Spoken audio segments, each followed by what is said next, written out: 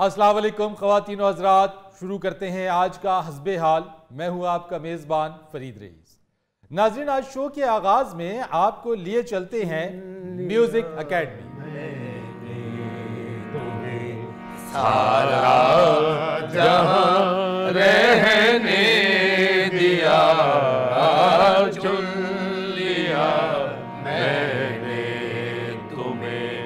सारा जहां रहने दिया, प्यार ना करना ये दिल कहता रहा, कहने दिया, चुन लिया मैंने तुम्हें। याद है, याद है, याद है, याद है। मेहरबानी करके वो गाना सुनाएं जो बाऊरों को भी पसंद आए। और जरा ठहर जावे चोरी चोरी जान वाले, जरा ठहर जावे चोरी चोरी जान वाले, जरा ठहर जावे चोरी चोरी जान वाले। कुछ हसी भी अचना तेरे लगदे, कुछ हसी भी अचना तेरे लगदे, तेरा नाम लेके तानी सुने जग दे वे चोरी चोरी जान वाले, जरा ठहर जावे चोरी चोरी जान वाले। सदके जावां भी गाना बदल लवो। मौत दा फरिश्ता भी इत्थे ही फिरन डिया हुंदा। ओए ना समझ लवे बुजुर्ग मेरे वास्ते गान डे। तेरियां खैरा हुन पुत, तेरियां खैरा। फरीद साहब, बाबे के इस गाने की वजह से पहले भी हम मुश्किल में पड़ चुके हैं। क्यों? क्या बताऊं आपको, थोड़ा उर्दू में बताता हूं, थोड़ा पंजाबी में बताता हूं। बताइए। पंजाबी में ही बताओ बेटे, उर्दू मुंह पे सूट नहीं करती। अंकल, हम सोसाइटी में मूव कर चुके हैं। हमें उर्दू भी आती है, इंग्लिश भी आती है। जी जी जी। How are you? Fine. Oh, fine, fine. अभी तो हमने फारसी में भी बात करनी है। बेटे जिदे च मर्जी गल करो, लगोगे पागल ही। क्या सोसाइटी में मूव किया है? जदों दी दर्द वाली ट्यूब ले आया ना मूव, उदों दा मूव याद हो गया। कुछ हुआ यूं फरीद साहब के साथ वाले घर में डकैती हो रही थी। अल्लाह ना करे, अल्लाह किसी के घर में चोर डाकू ना आए, लेकिन साथ वाले घर में डाकू आए। उन्होंने सब कुछ समेटा और चल पड़े। अच्छा। और बाबा जी ने अपने घर बैठे हुए रात को यही गाना शुरू कर दिया, वे जरा ठहर जावे चोरी चोरी जान वाले। डाकुओं ने घोड़ों का मुंह हमारे घर की तरफ कर लिया। टापों की आवाज आ रही थी, दगड़ दगड़ दगड़ दगड़ दगड़। हाँ जी, और इन्हू कुटन लग पे दगड़ दगड़ दगड़ दे पीछे ढोलकी दे। जाहिर है म्यूजिक के बगैर तो हम कुछ भी नहीं है। आप माफ करना, वैसे भी कुछ नहीं है। तो आप बड़े बैंक में लगे हुए हैं। बाबे नू केड़ा नेशनल अवार्ड मिले है? बाबे के बारे में कोई ऐसी बात ना करना है ना मुराद। ओए बच्चियां दे खेडन वाले संडे। अंकल, हमारे 4 वीजे लग चुके हैं जी, चारों सूबों के। मुल्कों के। क्या कहने। और मज दे स्वेटर बाबा जी गन्ने दी भरी चुकी है ना, आखिरी गन्ना तुहाडे वर्गा हुंदा है। और शोखिया खबरदार मेरे बाबे नू जुगत कीती ते। हारन वाले बॉक्सर दा मालशिया इहो जिहा हुंदा है। वो जॉब है अंकल। हाँ, जॉब ते तू और भी बड़ियां करने। वो परला देखे जरा, परला देखो जी, देखो देखो। खाली घ्यो दा पीपा होता है। अच्छा पूर्ण खान साहब, वो वाकया तो सुनाए। डाकुओं के घोड़ों ने आपके घर की तरफ रुख कर लिया। सुनाना क्या है बेटे, जब घोड़ों ने इधर मुंह किया उनको स्मेल आई, वो और तेज हो गए। उन्होंने कहा इधर कोई मसाला पड़ा हुआ है। मसाला नहीं था वहां, मैं और रॉक थे। अच्छा। घोड़ों को गलतफहमी हो सकती है। हाँ जी, जाहिर है घोड़े कौन से पढ़े लिखे होते हैं। फरीद साहब, डाकू हमारे घर में दाखिल हो गए। जब उन्होंने तलाशी ली पूरे घर की, उन्होंने देखा कि इनके पास अल्लाह का दिया हुआ कुछ भी नहीं है। तो फिर उन्होंने हमें बंदूक के बट्टों से मारा। एक दफा हमें महल्ले के बट्टों ने मारा था। अच्छा। ये दूसरी दफा डाकुओं ने बंदूक के बट्टों से मारा। ओ बाबा जी, आपके पास और कोई गाना नहीं है? जरा ठहर जा भी चोरी चोरी जान वालिया। ਉਹ ਪੁੱਤਰ ਮੈਂ ਡਾਕੂਆਂ ਨੂੰ ਨਹੀਂ ਸੀ ਕਹਿ ਰਿਹਾ ਫਰੀਦ ਸਾਹਿਬ, ਮੈਂ ਤੇ ਚੁੱਲ੍ਹੇ 'ਚ ਜਿਹੜਾ ਗੈਸ ਆਉਂਦਾ ਉਹਨੂੰ ਭਾਂਬਣਾ ਨੂੰ ਕਹਿ ਰਿਹਾ ਸੀ ਕਿ ਕਿੱਥੇ ਚਲੇ ਗਏ ਹੋ ਚੋਰੀ ਚੋਰੀ ਜਾਣ ਵਾਲਿਆ। आपकी मेहरबानी, आप रहने दें इस बात को, अच्छा। बल्कि इस बात को यहाँ पे ही ठप दे। पहले आपकी वजह से सारा मोहल्ला हमें ओए तोए कर रहा है। आप क्यों गैस की वजह से इतने टेंशन में हो जाते हैं? पहले भी बाबे और ने जो कार्रवाई महल्ले च पाई जे, किसी ने मुंह बहान जोगे नहीं रहे। अब की बार ऐसा क्या हो गया? फरीद साहब, हमारे जो साथ वाले हमसाए हैं वो जरा सौखे हैं। अच्छा, जो जे भी हैं हमसे तो सौखे ही होंगे वो। जी उस्ताद जी, वो हमसे बहुत ज्यादा शौकीन हैं। वो खाने के साथ पुदीने की चटनी भी बनाते हैं। ਪੁੱਤਰ ਨਾ ਨਾਲ ਹੈ, ਮੈਨੂੰ 20 ਸਾਲ ਹੋ ਗਏ ਵੇਖਿਆ। देखा फरीद साहब, सिर्फ पुदीने की चटनी की वजह से उन्हें अमीर समझ रहे हैं। जो टोटल 50 रुपए की बन जाती है, 50 रुपए की, और 50 रुपए की तो मेरा रौक रोज रेत खा जाता है। नहीं, शक्ल तो भी लगता है रेत फक्कन वाला खोता है। अंकल डोंकी भी कह सकते थे आप। हाँ, डोंकी पंप। उन्होंने जनाब क्या किया, हमसायों हमारों ने बड़ा सिलेंडर एलपीजी का ले लिया। वो उन्होंने अपने घर की बैक गली में रख के तो अपना पाइप लगा लिया चूल्हे को।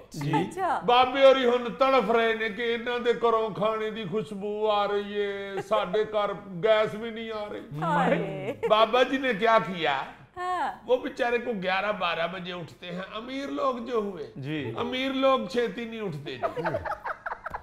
राती खाए हो जिया लेंदे ने कि 11-12 बजे तक बेहोश रहंदे ने। ते गरीब आदमी बेचारा सुबह सुबह उठ जाता है, बेशक काम पे ना भी जाना हो तो।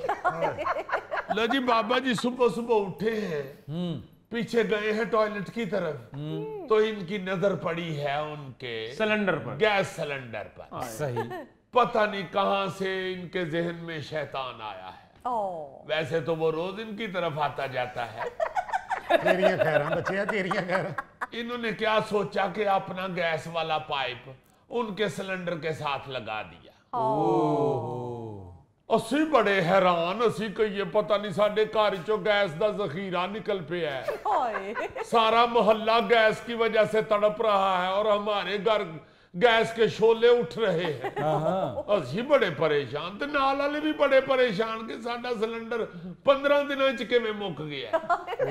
उन्हां नूं की पता होवे कि तुसी ते सिर्फ गैस दा सिलेंडर खाना पकाउण वास्ते लेंदा सी, ते इधर बाबे और हाथ ते पैर सेकण डे। और इस तरह हाथ और पैर सेकता है बाबा, लगता है जैसे आग की पूजा कर रहा है। ला हजूर, एक दिन उन्होंने पिछे जाके होरे चेक किया होने, हाँ, उन्हें वेखिया कि नाल दी कंध टप के केड़ा पाइप आया है इधर। लो जी, फिर वो चौधरी साहब सन जेड़े, उन्होंने पहले गैस वाला पाइप लाया, उसके बाद उन्होंने बाबा कोठे तो थले लाया, फिर उन्होंने अपने पैर चो खुसा लाया, उसके बाद बाबे ते झुल पाया, फिर उन्होंने अपना सारा गुस्सा लाया। वो तो मैंने इनकी जान छुड़ाई फरीद साहब। अच्छा, वरना वो तो चौधरी साहब कह रहे थे कि मैंने बाबे को साड़ना है। हाय हाय, मैं तो ये सोच रहा हूं कि अगर बाबे को वो साड़ देते तो बाबे ने गोड़ा चौलों की घड़ोड़ी लगन लग पैना।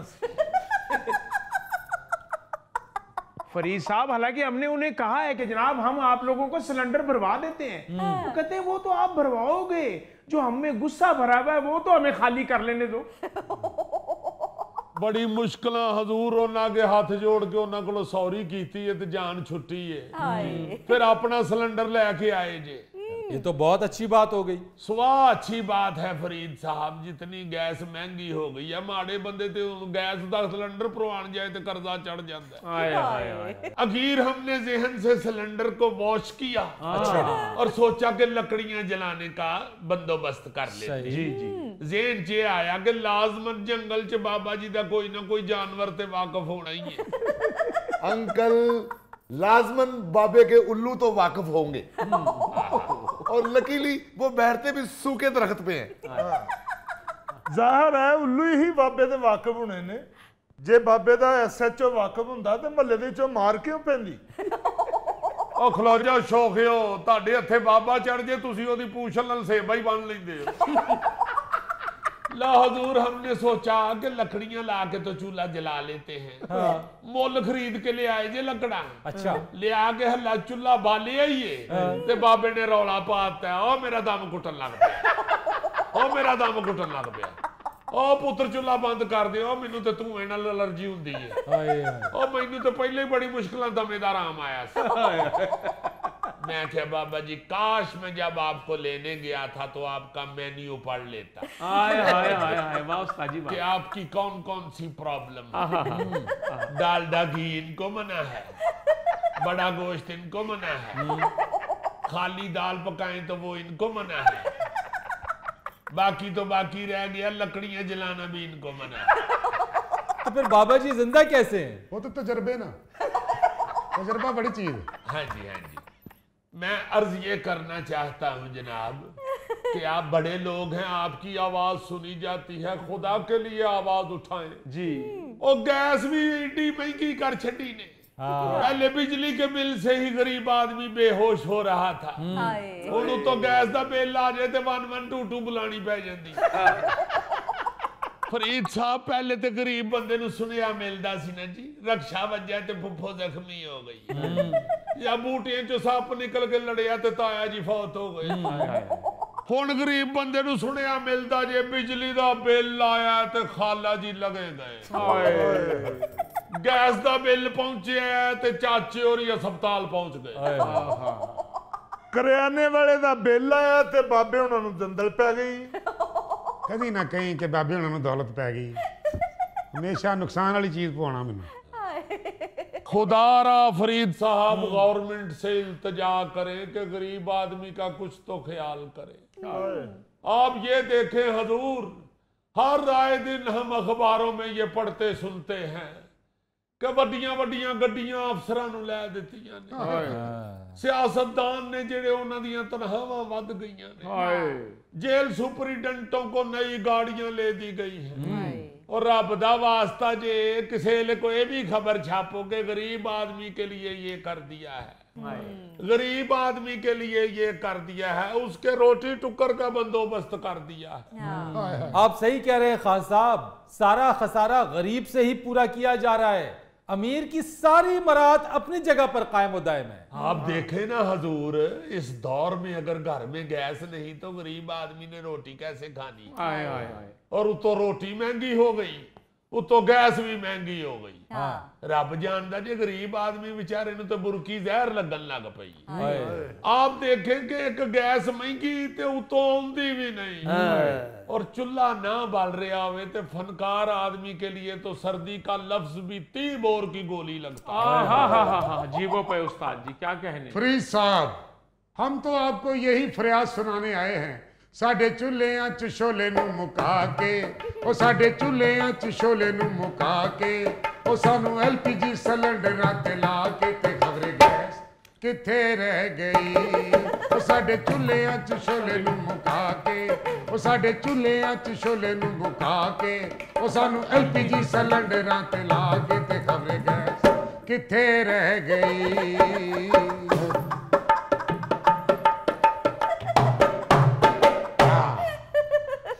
नाज़रीन, यहाँ वक्त हुआ एक ब्रेक का, हमारे साथ रहिए। ओ माफ करना जी, मैं बचपन में किताबों में आपको शेरशाह सॉरी पढ़ता रहा हूँ।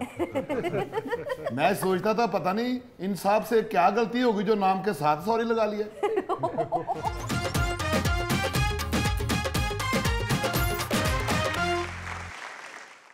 अच्छा जी, मैं ये सोचता हूँ कि आज के इस जदीद दौर में जी हम खराब एडमिनिस्ट्रेशन का रोना रोते रहते हैं जी, जबकि आज से सैकड़ों साल पहले ऐसे ऐसे कमाल एडमिनिस्ट्रेटर्स गुजरे हैं कि अकल दंग रह जाती है। आप देखें कि आजकल तो जदीद दौर है, टेक्नोलॉजी का दौर है, तमाम तर मशीनरी मौजूद है, तमाम तर वसाइल मौजूद है, लेकिन उसके बावजूद भी कोई काबिल जिक्र हम एडमिनिस्ट्रेशन हमें नजर नहीं आती है। जी बिल्कुल। लेकिन उस वक्त सैकड़ों साल पहले ना जदीद मशीनरी थी, ना वसाइल थे, लेकिन उसके बावजूद भी ऐसे ऐसे एडमिनिस्ट्रेटर्स रहे कि जिन्हें तारीख आज भी याद करती है। उन्होंने अपने लोगों के लिए, अपने अवाम के लिए ऐसी सहूलियात पैदा की कि तारीख में वो जिंदा हो गए। मसलन सर जी वो कौन कौन थे?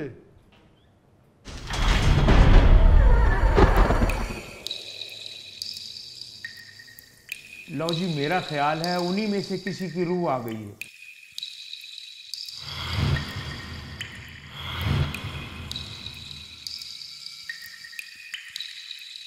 हुजूर, अपना तारुफ तो करवाइए। नाम तो मेरा भी फरीद है, लेकिन तलवार के एक ही वार से जिस तरह मैंने शेर का खात्मा किया, लोग मुझे शेर शाह के नाम से पुकारने लगे। ओ बाकमाल एडमिनिस्ट्रेटर शेर शाह सूरी। ओ माफ करना जी, मैं बचपन में किताबों में आपको शेर शाह सॉरी पढ़ता रहा हूं। मैं सोचता था पता नहीं इन साहब से क्या गलती होगी जो नाम के साथ सॉरी लगा लिया। अच्छा, मेरे ज़हन में ये आता था कि इनका नाम शेरशाह है तो लाजमन नून लीग इन्होंने बनाई है। यार कैसी बातें कर रहे हो तुम। इनका किसी सियासी जमात से कोई ताल्लुक नहीं है भाई। अच्छा। इन्होंने सन 1540 से लेके सन 1545 तक हिंदुस्तान पर हुक्मरानी की। अच्छा। और 5 साल में वो काराए नुमाया सर अंजाम दिए जो लोग 50-50 साल में नहीं कर सके। देखें, मसला 5 साल या 5 दहाइयों का नहीं होता जी। जिसने कुछ करना है उसके लिए 5 दिन भी काफी है। वाह वाह वाह वाह। और जिसने कुछ नहीं करना उसने बार बार अलार्म बंद करके यही कहना है कि बस 5 मिनट और, बस 5 मिनट और। उसकी नींद ही खत्म नहीं होती। हुजूर, हमारे यहाँ भी कुछ ऐसी ही सूरत हाल चल रही है। हमारे हुक्मरानों की नींद ही पूरी नहीं हो रही है। बस 5 मिनट और, 5 मिनट और, 5 मिनट और। सर जी ये वही शेर शाह सूरी हैं जिन्होंने जीटी रोड बनाया था? जी जी। ओ सर जी, ਤੁਹਾਡੇ ਵਕਤ 'ਚ ਵੀ ਜੀਟੀ ਰੋਡ ਦੇ ਏਡੇ ਵੱਡੇ ਟੋਏ ਸਨ। ਅਸੀਂ ਤੇ ਜਿਉਂ ਜੰਮੇ ਆ ਜੀਟੀ ਰੋਡ ਬਣਿਆ ਵੇਖਿਆ ਹੀ ਨਹੀਂ ਮੁਕੰਮਲ। ਜ਼ਰਾ ਜਿਹਾ ਸਿੱਧਾ ਜਾਓ ਫਿਰ ਸੱਜੇ ਖੱਬੇ ਹੋਣਾ ਹੀ ਪੈਂਦਾ। आज से 500 साल पहले मैंने ये 2400 किलोमीटर लंबी सड़क बनवाई। और सिर्फ सड़क ही नहीं बनवाई, उसे दरख्तों, कुओं, सराओं और पुलिस चौकियों से आरास्ता किया। हर मुसाफिर को सरकार की तरफ से मुफ्त खाना मिलता था। शुक्र करे सर आपके दौर में ये गोगा साहब नहीं थे, नहीं तो आपके खाने वाला प्लान फेल हो जाना था। हुजूर, आपने तो 2400 किलोमीटर लंबी सड़क बनवाई। उसका किताबों में तो तस्करा मिलता है लेकिन सड़क पर उसका कोई सबूत नहीं है। वाह। आजकल तो कोई आधा किलोमीटर सड़क बनवा दे तो जगह जगह अपने नाम की तख्तियां लगाने पर उससे डबल पैसे खर्च कर देता है जितने पैसे उस सड़क की तामीर पर लगते हैं। मेरा विजन तो सिर्फ इतना था कि जितना सड़कों का जाल बिछेगा जी, कारोबार में उतनी ही आसानी होगी। वाह क्या बात है। ਇਹਦਾ मतलब ਤੁਸੀਂ ਵੀ ਆਪਣੇ दौर ਦੇ नवाज शरीफ ही होए हो। तो यार इन्होंने जुर्म को इस खूबसूरती के साथ रोका कि हुक्म जारी कर दिया कि जिस इलाके में भी जुर्म हो वहां के हुक्काम जवाब दें और मुतासरीन को अपनी जेब से मुआवजा अदा करें। अच्छा। मजाल है जो कोई जुर्म नजर आ जाता। भाई ये तो बड़ा सादा सा खुलिया है। आज भी अगर ये कानून लागू कर दो कि जिस इलाके में भी जुर्म होगा वहां के police officer, ACDC, MNA, MPA जवाब देंगे और अपनी जेब से मुतासरीन का नुकसान पूरा करेंगे। हाँ। यकीन मानो तमाम जुराइम पेशा की सरपरस्ती खत्म हो जाए। क्या कहने, बहुत खूबसूरत, कमाल। मगर सुनते हैं कि यहां तो मुजरम ढूंढो तो खुरा किसी बड़ी शख्सियत या बड़े ओहदे तक जा पहुंचता। हुजूर वाला, हुकूमती निजाम जितने खूबसूरत अंदाज से आपने चलाया वो आज भी अपनी मिसाल आप हैं। भाई बड़े सादे सादे कुलिये थे मेरे तो। मैं कहता था कि जिस मुल्क का किसान खुशहाल वहां का हुक्मरान खुशहाल। वाह वाह वाह, क्या बात है जी। अचानक छापे मारने का सिलसिला इन्होंने शुरू किया। अचानक दौरे करते थे। क्या बात। जाली भर्तियों का खात्मा इन्होंने किया और शनाख्ती फहरिस्त बनाने का जो कारनामा है वो भी इन्हीं के सर जाता है। वाह वाह वाह, यानी शहबाज शरीफ साहब इन्हों तो मुतासर नहीं। और मुझे मालूम है कि आप इस डिजिटल दौर में भी जाली भर्तियों से जान नहीं छुड़ा पाए।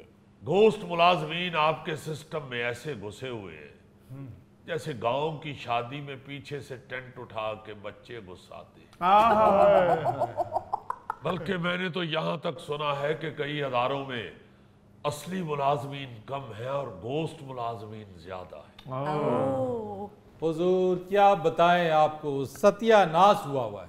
सिर्फ इसलिए कि आप लोग कारकर्दगी नहीं देखते, वाबस्तगी देखते हैं। हजूर यही खराबी की जड़ है। सब अपना मफाद देखते हैं, रिश्वत और सिफारिश को कोई बुरा समझता ही नहीं। मैंने इंसाफ का बेहतरीन निजाम सिर्फ इसलिए कायम किया कि यही कौमों के अरूज और जवाल की वजह बनती है।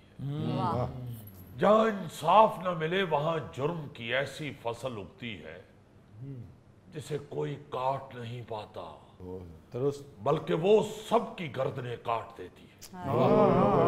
और जनाब इंसाफ दा ते साडे इत्थे ਇਹ हाल हो गया जी। ਇਹ दानश्वर बन के बैठा जी, अपने बच्चे नूं कहंदा ओ वेख चिड़ी ते ओदी बोटी चुक लैंदा। ओ भाई तेनू मेरा घर ही लब्भा मिसाल देने वास्ते। जा वेख डीसी एसपी नूं हुक्मराना नूं, तेरा ध्यान मेरी बोटी वाली है। ओ यार आपस में ना लड़े, मेरी बात सुने। इनका सबसे बड़ा जो कारनामा है, इन्होंने 1,16,000 इंतजामी यूनिट्स बनाए जिनमें इजला, तहसील और डिवीजन शामिल हैं। वाह वाह वाह वाह। फरीद साहब हमारे हुक्मरान यूनिट बनाने के बजाय अपना माल बना रहे हैं। मगर मुझे माल बनाने में कोई दिलचस्पी नहीं थी। मैं तो मुशक्कत पसंद आदमी था। कड़ी धूप में अपने हाथ से काम करता था। असल वजह ही ये है कि आप लोग काम से भागते हैं। अगर गर्मी ज्यादा हो तो इसलिए काम पे नहीं जाते कि आज गर्मी ज्यादा है। सर्दी हो तो इसलिए काम पे नहीं जाते कि लहाफ से हाथ बाहर नहीं निकलते। बारिश हो जाए तो कह देते हैं मौसम खराब है इसलिए काम पे नहीं जाना। मौसम अच्छा हो तो कहते हैं आज मौसम अच्छा है, घर ही एंजॉय करते हैं, काम छोड़ देते हैं।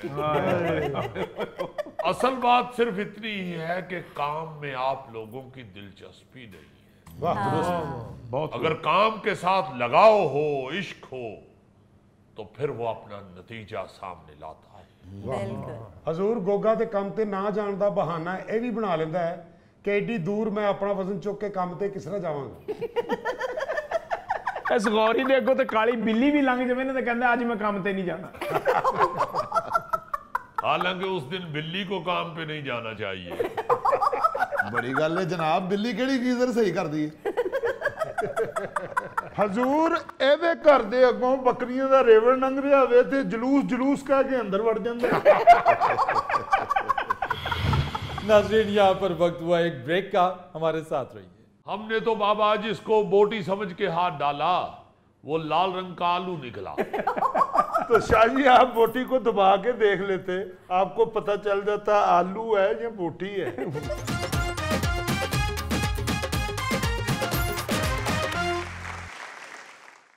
वेलकम बैक ख़वातीन और हज़रात। मुल्क की सियासी सूरत हाल पर गुफ्तगू के लिए आज हमारे दरमियान मौजूद हैं पाकिस्तान पीपल्स पार्टी के सीनियर रहनुमा और साबिक वफाकी वजीर सैयद खुर्शीद शाह साहब। अस्सलाम वालेकुम शाह साहब। वालेकुम अस्सलाम, क्या हाल है आपका? बिल्कुल ठीक ठाक शाह साहब। एक बात तो बताइए, 16 माह आप और नून लीग पीडीएम के इत्तेहाद में एक साथ रहे, इख्तदार के मजे लूटे, अब आप दोनों जमातें एक दूसरे के साथ दस्तों गिरेबाएं, ये ड्रामा क्या है? ओ बाबा कोई ड्रामा नहीं है। मेरा नाम खुर्शीद शाह है, इस्माइल शाह नहीं है। इसने शाहीन ड्रामे में काम किया था। जान छोड़ दो खुदा के लिए, मैं हाथ जोड़ के माफी मांग लेता हूँ। वाकई हमारी बहुत बड़ी गलती थी। ये जो पीडीएम की जो मखलूत हुकूमत थी उसमें हमने भी उनकी हमायत की। वाकई ये हमारी गलती थी, हमें ऐसा नहीं करना चाहिए था। हमने तो बाबा जिसको बोटी समझ के हाथ डाला वो लाल रंग का आलू निकला। तो शाहजी आप बोटी को दबा के देख लेते, आपको पता चल जाता आलू है या बोटी है। तो बाबा दबाया ही है तो पता चला है ना आलू है। शाहजी वक्त गुजरने के बाद दबा के देखा है आपने। भाई उस वक्त तो इनका नारा था वोट को इज्जत दो जी। तो हमने भी जमहूरियत और पार्लियामेंट को जारी रखने के लिए इस नारे की हमायत की। हमने कहा बड़ी अच्छी बात है, हम इनके साथ मिल गए, जी। वोट को इज्जत देनी चाहिए। मगर बाद में नून लीग ने उस वोट को लंडे का कोट समझ के फर्श पे पोछा लगाना शुरू कर दिया। तो मेरा मतलब है हम तो जमहूरियत को कायम रखना चाहते हैं। जी हाँ जी। हम तो हर सूरत में हर हालत में ये चाहते हैं कि जमहूरियत कायम रहे, पार्लियामेंट जिंदा रहे। पार्लियामेंट जब बनती है तो उसको चलते रहना चाहिए। हाँ जी। हमने तो इसीलिए इन लोगों का साथ दिया, मगर इन्होंने ऐसा रंग बदला कि हम अब बैठ के गा रहे होते हैं 10 मई की प्यार भी चौखटिया। शाह जी खटिया तो आपने बहुत कुछ है। छोड़े इस बात को। मैं समझता हूं कि अगर हम बैठ के माजी को ही रोते रहेंगे तो फिर हम आगे नहीं बढ़ सकते। हम कोई इल्जाम तराशी की तरफ नहीं जाना चाहते जी। उस वक्त भी हमने जमहूरियत और पार्लियामेंट को बरकरार रखने के लिए साथ दिया था। जी। अब भी हम जमहूरियत के लिए ही जदोजहद करेंगे। देखें हम लोगों ने पीडीएम में भी इन लोगों का सीमट की तरह साथ दिया है, वाह। जिसके बगैर आप ईंट खड़ी ही नहीं कर सकते। बिल्कुल। अब कभी कभी अगर मसाला तेज हो जाता है तो इसमें कोई बड़ी बात नहीं है। शाहजी ये तो बताइए कि अवाम एतबार किस पर करें? आप लोग इख्तदार के मजे एक साथ लूटते रहे हैं। मजे लूटते रहे, इसका मतलब कि गुलछरे उड़ाते रहे। और साहब बिल्कुल आप ठीक कह रहे हैं ना। यानी जब पीडीएम की हुकूमत थी तो नून लीग के पास भी वजारत थी, पीपल्स पार्टी के पास भी वजारतें थी। यानी ऐसा हो नहीं सकता कि उस हुकूमत में ये साथ हो और अब ये अवाम से हाथ जोड़ के माफी मांग रहे हैं। यानी जब मफाद एक हो तो एक हो जाएं, जब इलेक्शन करीब आए तो एक दूसरे के खिलाफ इल्जाम तराशी करें। अवाम तो इससे नूरा कुश्ती कहती है।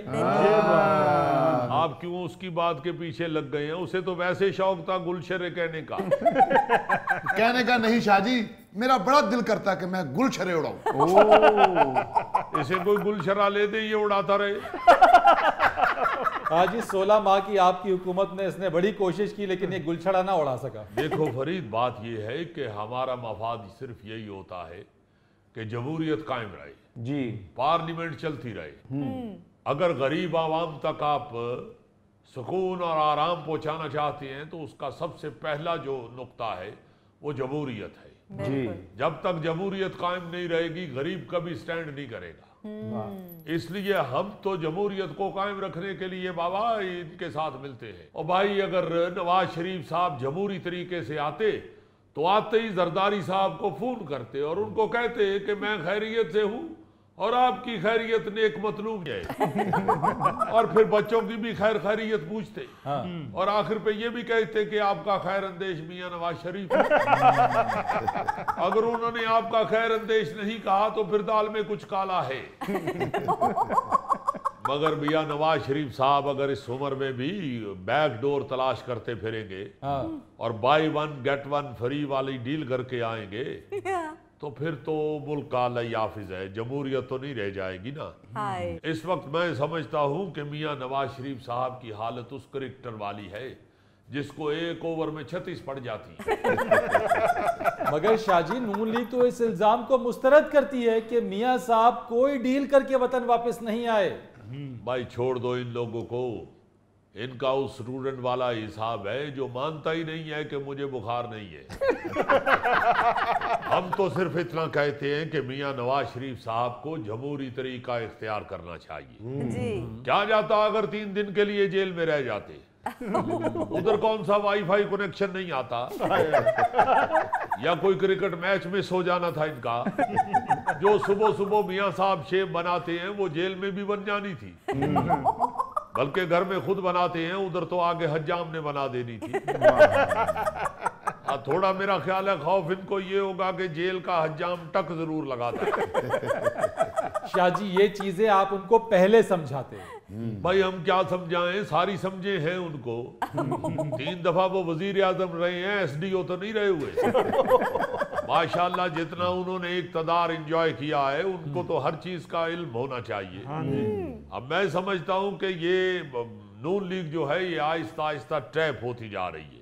अच्छा, ये याद रखिएगा, इस दफा भी अंजाम अच्छा नहीं होगा, क्योंकि तरीकाकार उन्होंने अच्छा नहीं चुना है।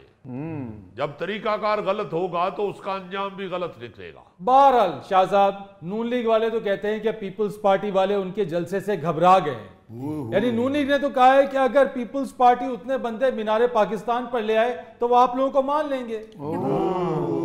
नहीं तो ये नून लीग वाले क्या समझते हैं, जो लोग इनके जलसे पे आए थे वो इनके लोग थे। अरे भाई जरदारी साहब ने अपने जियालों को कहा था कि वो मुंडा आ रहा है लंदन से, चल के उसका इस्तकबाल करो। अच्छा जी भुट्टो, ये इतने बंदे इकट्ठे करना कोई इतना बड़ा मसला नहीं है। हम तो एक बात करके इतने लोग इकट्ठे कर लेते हैं।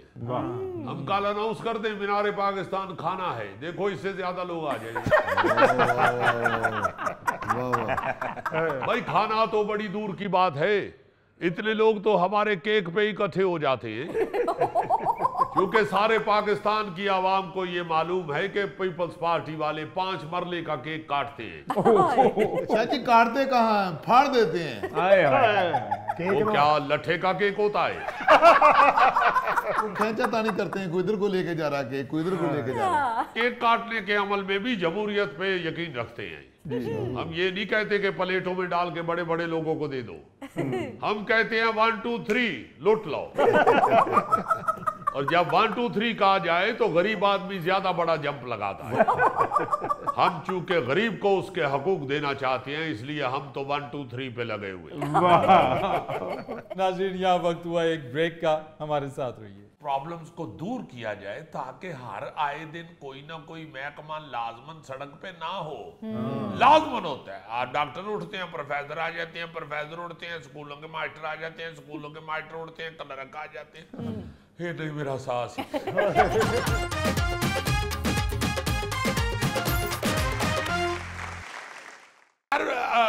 फरीद सियाना साहब,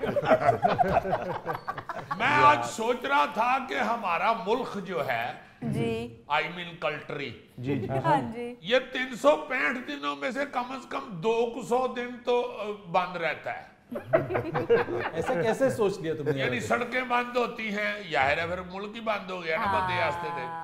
जिदे घर दे बाहर दी सड़क बंद है, ओदा मुल्क ते बंद हो गया। बिल्कुल सही, कारोबार जो बंद हो गया। काम पे जाने में प्रॉब्लम, अपना अस्पतालों में जाने में प्रॉब्लम, यूनिवर्सिटियों कॉलेजों में जाने पे प्रॉब्लम, एडमिनिस्ट्रेशन अजीजी, बड़ी मेहरबानी अमानल, वरना मेरा फंस गया है। आप इसलिए एडमिनिस्ट्रेशन ऑफिस में जाने में प्रॉब्लम।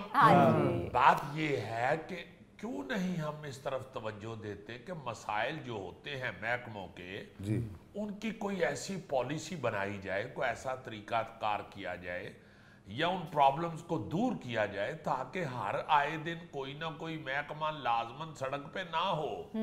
लाजमन होता है, आज डॉक्टर उठते हैं, प्रोफेसर आ जाते हैं, प्रोफेसर उठते हैं, स्कूलों के मास्टर आ जाते हैं, स्कूलों के मास्टर उठते हैं, क्लर्क आ जाते हैं। ये नहीं मेरा सास अजीजी, पॉलिसी मेकिंग हमारे यहाँ दीवाने का एक ख्वाब ही लगता है। जी जी जी जी, होती है बाहर भी हड़तालें। इंग्लैंड में टीचर्स ने एक दफा हड़ताल की थी, मगर वहां पे तहलका मच जाता है। वहां पे ये सोच विचार फौरन शुरू हो जाती है कि भाई स्टूडेंट्स का हर्ज हो रहा है, तालिबे इल्म जो हैं वो बेचारे इस वक्त उनका बड़ा हर्ज हो रहा है, उनके टीचर सड़कों पे आ गए हैं। या स्टूडेंट्स अगर किसी वक्त एक आध दफा को फीस का भी मसला बना था, मुझे याद है, काफी अंग्रेज मेरे वाकफकार है, एक दो तो रिश्तेदार भी है। हाँ जी, एक अंग्रेज का कुत्ता मेरे कुत्ते का फर्स्ट कयन लगता है। तो मेरा मतलब है कि हमारे यहाँ क्यों सोई रहती है गवर्नमेंट। अभी मैं ये सोच रहा था कि अभी पिछले दिनों असातिज़ा जो है उनकी हड़तालें थी। हाँ जी, हाँ जी। अभी कल नजर आ रहा था कि यूनिवर्सिटी के असातिज़ा ने हड़ताल की हुई है वो मेरा ख्याल है गुजरात यूनिवर्सिटी के असातिज़ा हैं, हाँ। वो नारे नूरे भी मार रहे हैं और तो सारी टीचर्स खवातीन मर्द सब मैदान में निकले हुए हैं जी। और वो एहतजाज भी कर रहे हैं। मेरा मतलब है कि लाइमन स्टूडेंट्स का हर्ज हो रहा है। हाँ मैं वही जी। सोच रहा था अजीजी कि यार ये अगर सिर्फ हड़ताल ही करते हैं स्कूल कॉलेज के असातिज़ा यूनिवर्सिटी के असातिज़ा, तो ये स्टूडेंट्स पढ़ते कब हैं? पढ़ते कब हैं? अब मसला ये है कि अगर ये निकलते हैं, ये पढ़े लिखे लोग हैं, हाँ जी बिल्कुल। इनका कुछ ना कुछ ऐसा मसला होता ही होगा ना, कोई ऐसी रग दबती होगी कि ये चीखते हैं ना।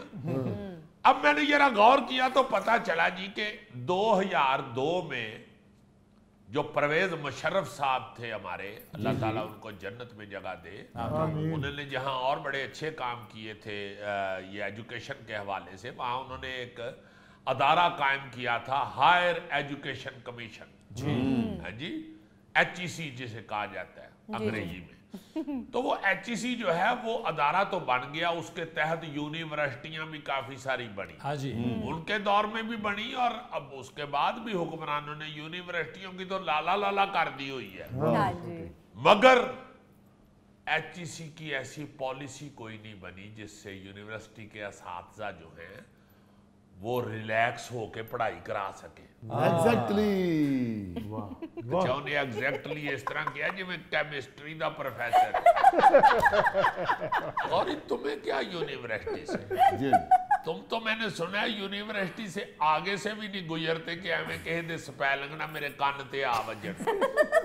अच्छा, बात ये है कि हड़ताल क्यों की हुई है यूनिवर्सिटी के साथ साथ? हाँ, जी, ये जी। बताओ ना जरा। इसलिए जी वो कहते हैं जी कि हमारा जो तरक्की का सिलसिला होता है, प्रमोशन का, वो इंतहाई फजूल है। इन लोगों ने ये बना दिया हुआ है कि जी अगर 17वें ग्रेड में आप भर्ती हुए हैं या आप लेक्चरर भर्ती हुए हैं, हाँ जी। तो आप अगर असिस्टेंट प्रोफेसर होना चाहते हैं तो उसके लिए आप दोबारा भर्ती हो। अच्छा, अगर असिस्टेंट प्रोफेसर जो है वो एसोसिएट प्रोफेसर होना चाहता है तो वो दोबारा भर्ती हो। अच्छा। अगर एसोसिएट प्रोफेसर भर्ती होना चाहता है तो दोबारा भर्ती हो। इस मुल्क में कौन नहीं जानता कि नई भर्ती के लिए फिर कोई नई और तगड़ी सिफारिश ढूंढनी पड़ती है। जो बेचारा भर्ती हुआ है यार, अगर वो अच्छा काम कर रहा है तो उन्हें आगे रणन दे हो। हाँ। 15 साल से यूनिवर्सिटी में जो टीचर्स पढ़ा रहे हैं उन बेचारों को तरक्की देने की बजाय नए लोग उन खाली सीटों पे, सीनियर सीटों पे भर्ती कर रहे हैं। ये बहुत बड़ा जुल्म है। जाहिल आदमी को भी ये पता चल रहा है कि यार ये तो बहुत बड़ा जुल्म है, हाँ बड़ी जी। बड़ी ज्यादती है जी। किस मुल्क में ऐसा होता है जी? ये जरा बताएं ना, कौन से मुल्क में जो सरकारी मुलाजिम है उसको प्रमोशन नहीं दी जाती कि वो बेचारा भर्ती हुआ है अगर 17वें ग्रेड में तो 15 साल बाद भी वो 17वें में ही हो, उस बेचारे ने तो छपाकी निकल आएगी। हाँ, सही बात है। और वो यही सोचता कुड़ता रहेगा, उसने पढ़ाना स्वाद तो कटा है। लेकिन अजीजी ये काम तो यूनिवर्सिटीज के वाइस चांसलर्स का है कि वो कमेटी बनाए और फिर इस तरह की पॉलिसी पर अमल दरामद कराए। सर यही हुआ है ना कि अब नई भर्तियों के लिए कमेटियां बनी हुई हैं, जी। वो भर्ती करते हैं अच्छा। नए टीचर्स। हाँ, हाँ। अब जब नए टीचर्स भर्ती होते हैं तो उसमें आके फिर सिफारिशें और पता नहीं क्या क्या आ जाता है। हाँ। वो जो बेचारे वहां पे सीनियर हुए होते हैं पहले से, यूनिवर्सिटी हाँ के टीचर्स, वो पीछे रह जाते हैं, सही। वो नहीं आगे जा पाते। सिफारशी लोग और दूसरे तीसरे लोग आगे जाते हैं। भाई आप लोग कोई ऐसी पॉलिसी बना दें, कोई रिजल्ट के ऊपर आप देखें, जो जिस बंदे का रिजल्ट जो है वो 2 साल 3 साल बुरा है, 1 से ज्यादा साल उसका रिजल्ट बुरा है, हाँ उसकी जी। प्रमोशन लेट कर दें चलिए, बिल्कुल सही। ठीक है ना जी। जिसका रिजल्ट बेहतरीन आ रहा है यार उसको बेहतरीन प्रमोशन दे फौरन, इससे उसकी हौसला अफजाई भी होगी। हौसला अफजाई हो और वो आपके बच्चों को इसी तरह पढ़ाता रहे। देते हैं, हाँ जी। बिल्कुल। हाँ, अगर आपने इस तरह का कुछ सोचा है कि जी ये इस तरह पढ़ाते नहीं है तो इतना कर दें कि भाई 1 साल तो चलो हो सकता है, 2 साल जिसका रिजल्ट अच्छा नहीं आएगा जी। या इतने % तक नहीं आएगा, हम उसकी प्रमोशन नहीं करेंगे, हाँ। सही। उसकी प्रमोशन लेट हो जाएगी, फिर वो अपनी कारकर्दगी अच्छी करे, बेहतर फिर करे। प्रमोट हो। हाँ जी। ऐसा तो कोई सिलसिला बना ले। ये तो इंतहाई जुल्म है कि आप जो भर्ती हुए हैं लोग हाँ जी। उनको प्रमोट कर ही नहीं रहे। आप जो सीनियर सीटें हैं आपकी, जो 18वें 19वें 20वें ग्रेड ग्रेड की की सीटें हैं, हाँ हैं, जी। उस पर आप डायरेक्ट भर्ती कर रहे हैं, ये जुल्म है। बिल्कुल ऐसा ना करें।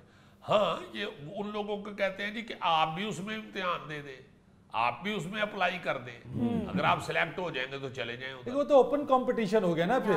भाई ऐसे ना करें, ऐसे ना करें। इसमें कोई जज करने के लिए कि ये बंदा मेहनती है या नहीं है, कोई और तरीका अपनाएं, ये बहुत बड़ा जुल्म है। अब बेचारे कई कई सालों से जो उधर काम कर रहे हैं टीचर्स, बाखुदा कई नफ्सियाती मरीज हो गए, वो बेचारे बुखला गए हुए हैं कि ये हमारे साथ क्या हो रहा है। अजीजी ये कब निजाम सही होगा, ये कब सितारे चमकेंगे, कब रोशनी होगी? गौरी तू मैनू किन्नी बारी पूछी है तो मैं भी अगो पोछी छाड़ ना मैनू कोई दस रहा है ना मैं तेनू दस रहा।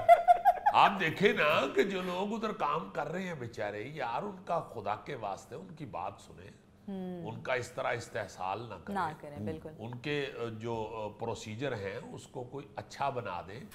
इस तरह तो लोग बेचारे डिप्रेस हो जाता है बंदा। दुरुस्त। कोई भी बंदा हो, मेहनत कर रहा हो बेचारा, धड़ाधड़ लगा हो, वो डिप्रेस हो जाता है कि मुझे किस बात की सजा मिल रही है। और फिर अजीजी असातिज़ा तो देखे ना, वो शोबा है ये टीचिंग का कि असातिज़ा को अगर उनकी अप्रिसिएशन ना हो, उनकी प्रमोशन ना हो, उन्होंने मुस्तकबिल के मेहमान बनाने, उन्होंने स्टूडेंट्स को बनाना है, तैयार सर किसी भी शोबे में, किसी भी शोबे में, ये पुलिस का महकमा, बाखुदा मुझे नहीं पता इस आईजी साहब जो आजकल हैं, डॉक्टर उस्मान अनवर साहब, मुझे ये नहीं पता कि वो और क्या कर रहे हैं और क्या नहीं कर रहे हैं। मुझे इस बात पे उनको बहुत ही मैं खराज तहसीन पेश करता हूँ कि उन्होंने आके कई कई सालों से रुकी हुई प्रमोशंस थी ना जो वो की है। जी हाँ। पुलिस वालों के बेचारों की जान में जान आई है, खुदा की कसम उनकी ब्लड सर्कुलेशन ठीक हो गई। बिल्कुल वो तो बेचारे बिल्कुल जा पड़े हुए थे। कई पुलिस वाले मिलते थे, इंस्पेक्टर मिलते थे जी, इतने साल हो गए हम डायरेक्ट इंस्पेक्टर भर्ती हुए हैं, आज तक इंस्पेक्टर ही है। कई बेचारे मिलते थे सब इंस्पेक्टर, तरक्कियां ही नहीं हुई। ASI कई तरक्कियां ही नहीं हुई। सिपाही बेचारे उधर ही बैठे हुए हैं, सोच रहे हैं कि शायद हेड कांस्टेबल ही हो जाए, हवालदारी हो जाए। यार ये क्या जुल्म है, कितना बड़ा जुल्म है। कोई भी आके अगर ऐसा काम करता है, वो डॉक्टर उस्मान अनवर हो या किसी भी और महकमे के हेड हो, बाखुदा ये फरिश्तों वाला वो काम करता है। इस मुल्क के अंदर जैसा जुल्म हो रहा है सरकारी मुलाजमीन के साथ, जब उनकी प्रमोशंस कोई करता है या ये ज्यादती का कोई अजाला करता है, तो वो लोग इस तरह दुआएं देते हैं उनको, ऐसे रोने लग जाते हैं बेचारे कि आपको क्या बताएं हजूर कि कब से प्रमोशन नहीं हुई। सही बात। बूढ़े हो गए, कई बेचारे रिटायर हो गए हैं, प्रमोशन ही नहीं हुई सारी जिंदगी। ये क्या बात हुई यार। बिल्कुल। लिहाजा मैं रिक्वेस्ट करूंगा हुक्मरानों से कि खुदा वास्ते कोई ऐसी अच्छी पॉलिसी बनाएं जिनसे ये असातिज़ा का इस्तेहसाल ना हो। खुदा के वास्ते अब ये बात समझ जाएं जो हर दूसरे प्रोग्राम में और हर दूसरे दिन कही जाती है कि जिस कौम को आप पढ़ा रहे हैं सिर्फ डिग्री नहीं इन्होंने लेनी, ये वो लोग हैं जो आगे ये मुल्क के मामार बनेंगे, जिन्होंने मुल्क संभालना है। दुरुस्त। तो जिन्होंने मुल्क संभालना है उनको जो तैयार कर रहे हैं उनके साथ ऐसी ज्यादती नहीं होनी चाहिए। बिल्कुल ठीक। नाज़रीन, ये था आज का हस्बे हाल। जाने से पहले एक खूबसूरत बात, इल्म की जुस्तजू जिस रंग में भी की जाए इबादत की एक शक्ल है। अपने मेज़बान फरीद रईस को इजाज़त दीजिए, कल आपसे फिर मुलाकात करेंगे इंशाअल्लाह। तब तक के लिए अल्लाह हाफ़िज़।